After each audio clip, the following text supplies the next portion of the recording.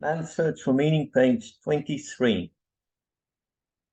Apathy, the blunting of the emotions and the feeling that one could not care anymore, were the symptoms arising during the second stage of the prisoner's psychological reactions, and which eventually made me insensitive to daily and hourly beatings.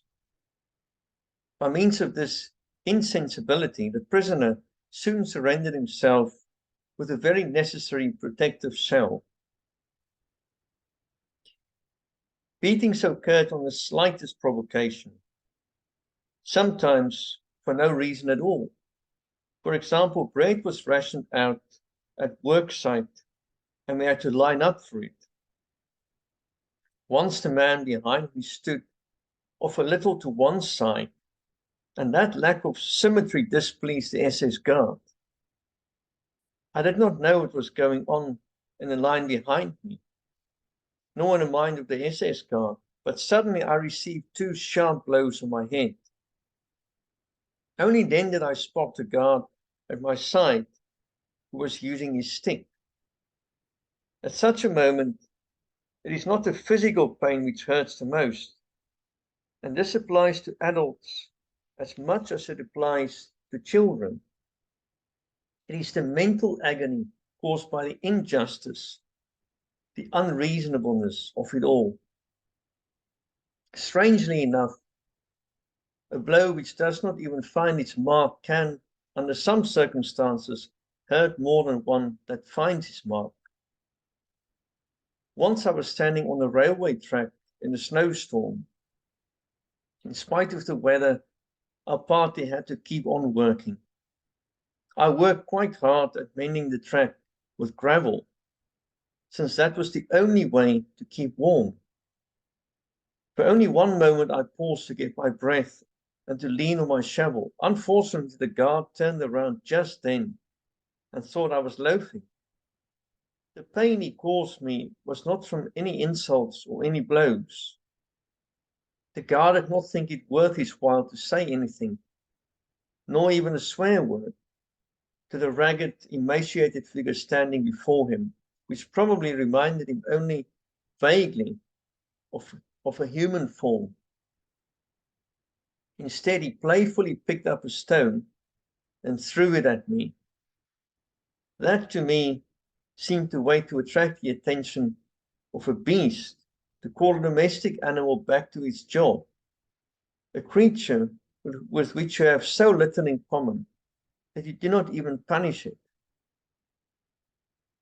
The most painful part of beatings is the insult which they imply. At one time, we had to carry some long, heavy girders over icy tracks. If one man slipped, he endangered not only himself, but all the others who carried the same girder. An old friend of mine had a dislocated hip. He was glad to be capable of working in spite of it, since the physically disabled were almost certainly sent to death when the selection took place. He limped over the track with an especially heavy girder and seemed about to fall and drag the others with him. As yet, I was not carrying a girder, so I jumped to his assistance without stopping to think. I was immediately hit on the back, rudely reprimanded and ordered to return to my place. A few minutes previously, the same guard who struck me had told us that we pigs lacked the spirit of comradeship. Another time in a forest, with a temperature at 2 degrees Fahrenheit, we began to dig up the topsoil, which was frozen hard, in order to lay water pipes. But then I had grown rather weak physically. Along came a foreman with chubby, rosy cheeks. His face definitely reminded me of a pig's head. I noticed that he wore lovely warm gloves in that bitter cold. For a time he watched me silently. I felt that trouble was brewing, for in front of me lay the mound of earth which showed exactly how much I had done. Then he began, "You pig! I've been watching you the whole time. I'll teach you to work yet. Wait till you dig dirt with your teeth. You'll die like an animal. In 2 days, I'll finish you off. You've never done a stroke of work in your life. What were you, swine? A businessman?"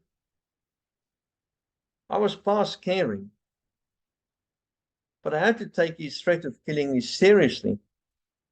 So I straightened up and looked him directly in the eye. I was a doctor, a specialist. "What? A doctor? I bet you got a lot of money out of people." As it happens, I did most of my work for no money at all in clinics for the poor. But now I had said too much. He threw himself on me and knocked me down, shouting like a madman.